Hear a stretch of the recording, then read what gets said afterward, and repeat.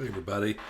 Some asshole in the comments my last video was like, oh, here's the fifth one video for the year.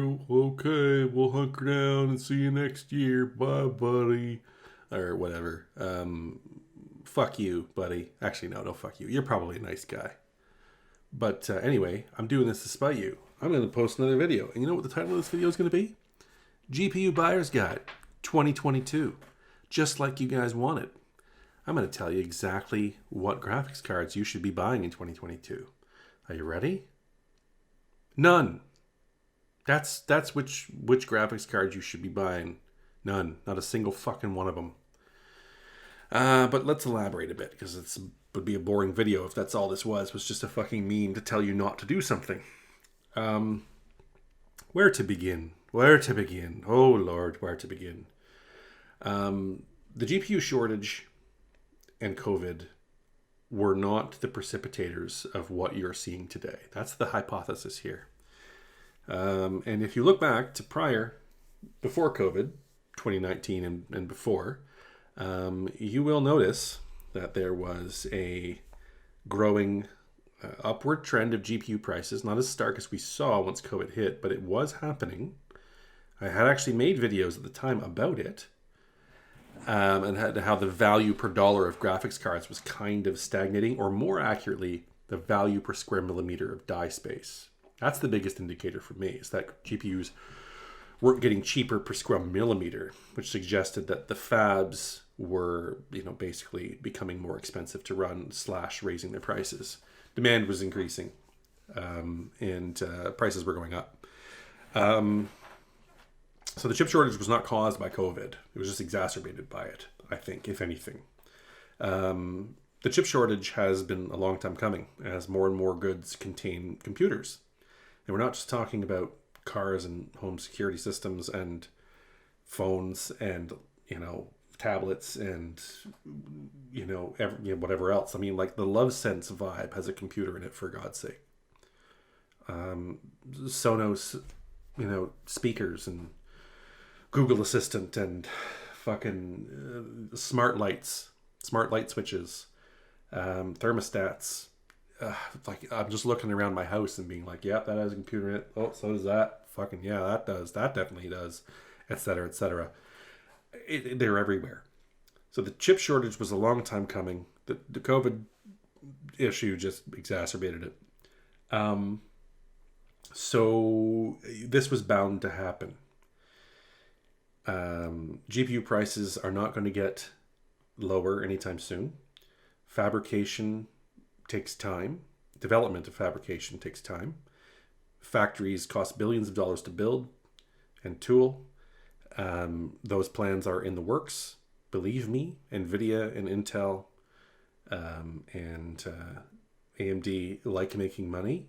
And the people who fabricate their products really love to fulfill those orders, like Global Foundries and TSMC and Intel does their own in-house fabricating. I mean, they're not going to sit on their hands and just refuse money for long. They're going to do everything they can to pump out as much product as possible. Keep older fabs running as long as they can on larger nodes, and make as many fabs as they can possibly fund and fabricate to make smaller chips and smaller nodes and pump out as much product as consumers will bear. The one problem with this, of course, is that, like all things in the free market, and this is one of the inherent flaws of modern capitalist free market economics, is that there is always a lag to the supply versus the demand. The demand comes first.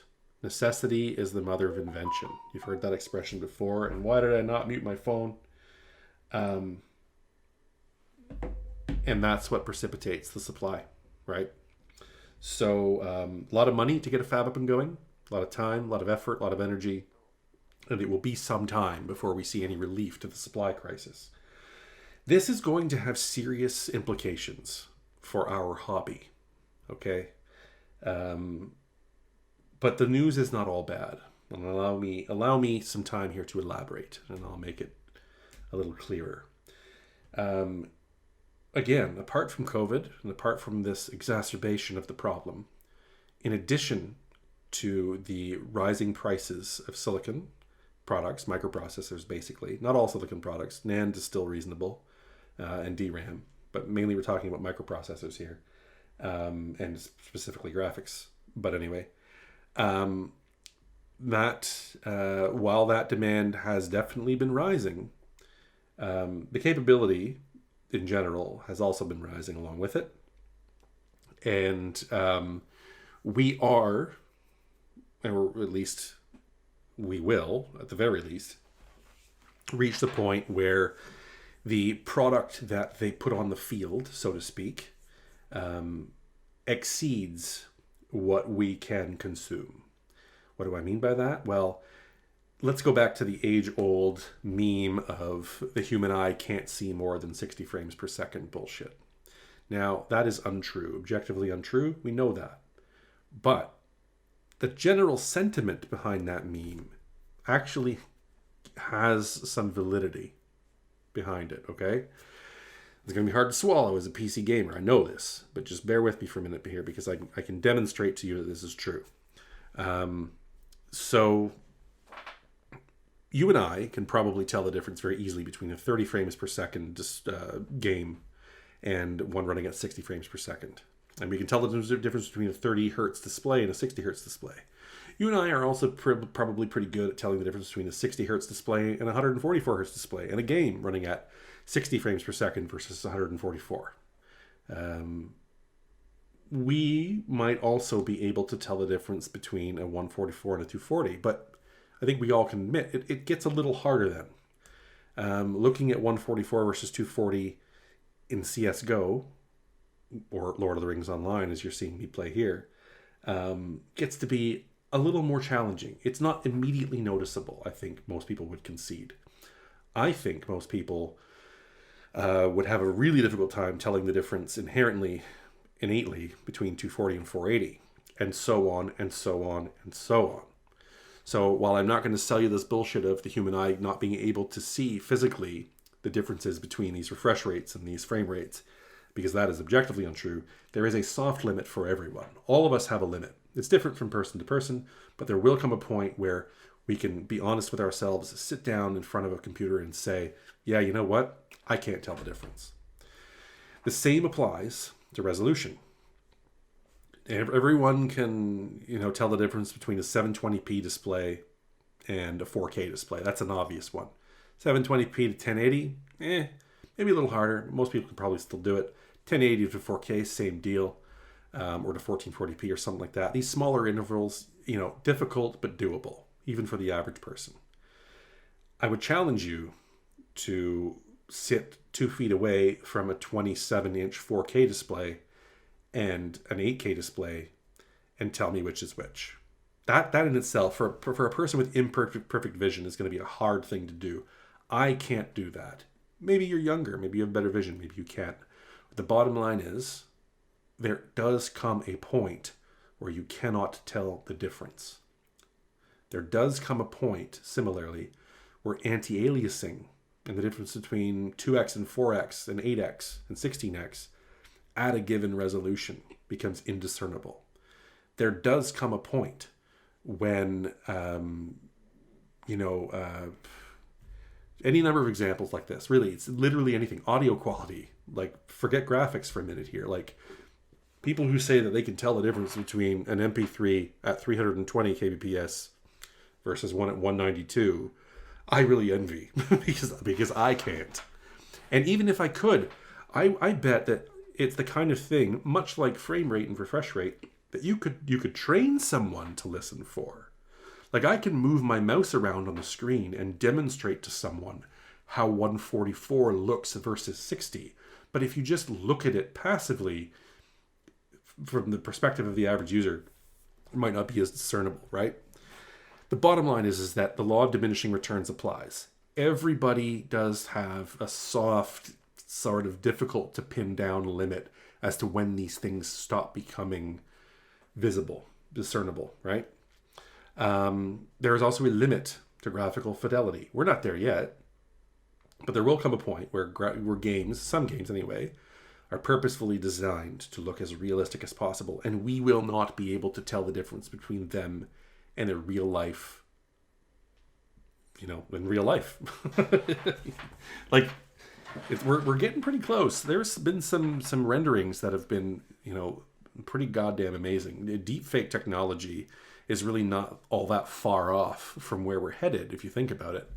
And that's just in its infancy. My God, can you imagine what the world's going to be like in 20 years with that shit? But anyway, the bottom line is there will come a point when a processor can generate an image that is indiscernible from reality. This is the basis behind the simulated universe theory, that we're living in a simulation, that everything we see around us isn't real. Because we know that with computers, it's possible to generate this kind of thing. And we know it's possible because it's a technology that is foreseeable in our own future development. Anyway, the closer we get to that threshold, and the more people out there in the world, not just the PC gaming community, that hit that limit of perceptibility between this and that, the less important the processing power will become. It's like any other new adoption of technology. It starts out really expensive and not a lot of people have it, but it will get to the point where it becomes commonplace. Production becomes easier, more economical, cheaper for the end consumer, and then everyone will have it in their home, the same way the color TV was, the same way the home computers were, laptops, tablets, smartphones, and so on and so on. When we reach that point, we won't care about graphical fidelity in the games that we play. And that's already become evident and true. And all you have to do is look at the hours played of games in your Steam library for evidence of that. Maybe you haven't gotten to the point where you can't tell the difference between A and B, really polished game A and kind of dinky, cartoony looking game B. But I'll bet that you've spent a lot more time playing B than A.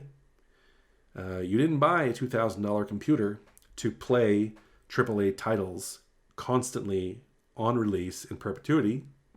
That's not what you did. What you did was you bought a $2,000 gaming system, or more these days, so that you could occasionally play a AAA title.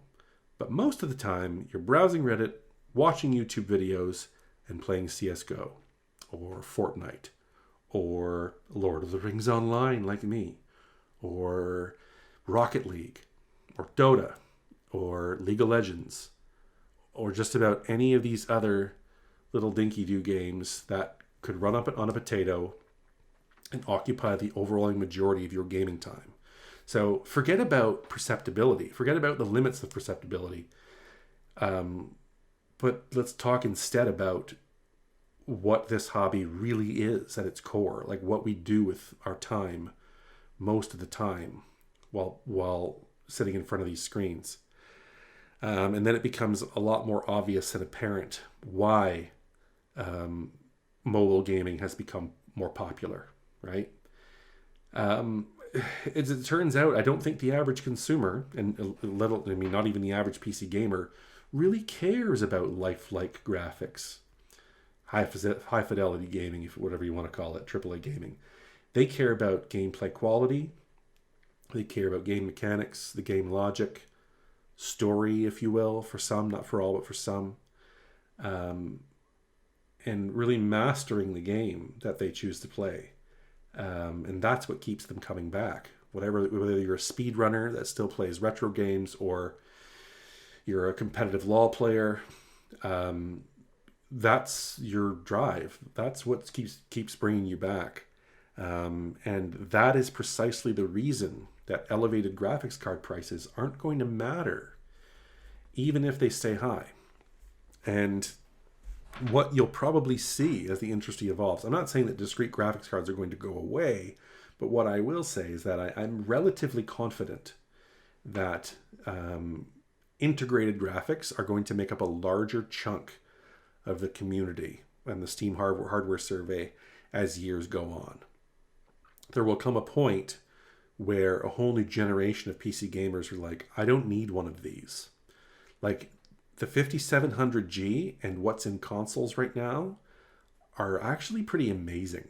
If you think about what they can do in that tiny little package that AMD's put together. That's only going to get better as time goes on.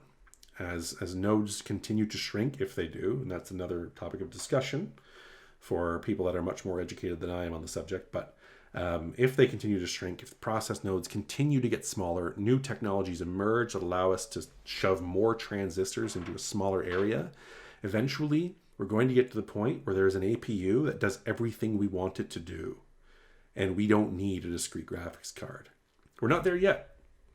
Right now, we're using our computers, at least not me. I mean, I'll be honest, I got a 6700 XT a little while back after being on a waiting list for quite some time, and that'll do me just fine for a while. But most of us are still running on our old, 1060s, 1070s, just scraping by, reduced settings and resolutions. And it's frustrating for that 5% of the time you want to play Cyberpunk 2077 or Elden Ring, or wherever the new hot shit is these days. But most of the time, our computers are doing exactly what we need them to do, and at a speed that is comfortable for us. There's no problem.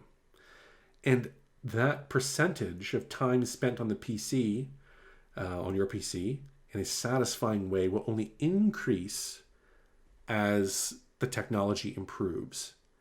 The low-end technology improves. Consumer-level technology, I would say. Broad consumer technology. So no, are discrete graphics going away? No. But are discrete graphics going to become less and less important as years go on? Absolutely. No question. And it will actually probably come to the point where developers just look at single-player AAA titles and they go, why are we bothering with this? It's already happening. How many big AAA games, single player, came out last year that you cared about? Let's expand it to multiplayer. How many AAA multiplayer games came out last year that you care about, that you can name? All these games that people use in benchmark suites, like Gamers Nexus and all that, and Hardware Unboxed, like look at the games that they're profiling in their benchmarking videos. How many of those have you actually played? Everything out there is becoming benchmark of the singularity. It's not just Ashes anymore. It's like everything. So yeah, I question whether or not this problem that's been plaguing the industry is going to continue to be one going forward. I don't think it's a problem at all. I think it's a problem that has already naturally been fixing itself. And so I am encouraged, despite all the doom and gloom and the expensive graphics card prices, I don't think it's going to be a problem for very long. And it will equalize eventually. The fabs will catch up, as there will reach a limit to the amount of things that can contain computers, and at that point the number of fabs we have in operation globally will be able to meet reasonably the demand of consumers, and there won't be a severe shortage anymore, at least for some time. You never know what's going to happen in the future. I mean, fucking tsunami in Japan caused whatever it was, NAND and DRAM shortages a few years back. I mean, who knows what the world will bring. But in terms of just the general pressure that demand is putting on supply right now, that should alleviate. And when that does, yes, prices will come down. But by the time they do, I just contend, and I hypothesize anyway, and we'll see if I'm right in the future, that it might not even be necessary. We won't even care. The prices of GPUs have come down, and discrete graphics, you never know. There will come a day, maybe not even in my lifetime. Maybe I'm way off in terms of when this will actually drop, but there will come an inevitable point where the two can be merged into one, if not more. I mean, like God, with the size of technology and how small it's getting, I wouldn't be surprised if we reached a point in our development where everything, it was a true system on a chip, like processor, cache, RAM, boot storage, like an SSD, and integrated graphics all on the same chip. That, I think, is a distinct possibility someday. We'll see if I'm right. But so don't despair. Keep your chin up. that is my GPU buyer's guide for 2022. Hunker down, live with what you got, play the games that you love that don't require the intense graphical fidelity that you otherwise desire but rarely utilize, and learn to accept what this hobby has become, and essentially what it's been all along, really. I mean, it's been a long time since the PC Master Race has been about pushing the bleeding edge of graphical fidelity on a consistent and regular basis. That's just not what it is. It's keyboard and mouse. It's real-time strategy, grand strategy games. It's things that consoles can't do in that respect in terms of interface. In terms of multifunctionality, PCs still do way more than a console does in general. Like, we can game on it, and it also does everything else that we need it to do, and comfortably, from a chair with a keyboard and a mouse. So embrace it for what it is. Don't be so hung up on high GPU prices. And I'm going to continue posting these rants just despite that one motherfucker who said, oh, if we're not going to post any more videos. I am going to post more videos, and they're going to be freeform like this, and you're going to like them. Or not, and you're going to fuck off, and I don't care. But I'd like you to stay. So consider subscribing, I guess. And we'll talk soon.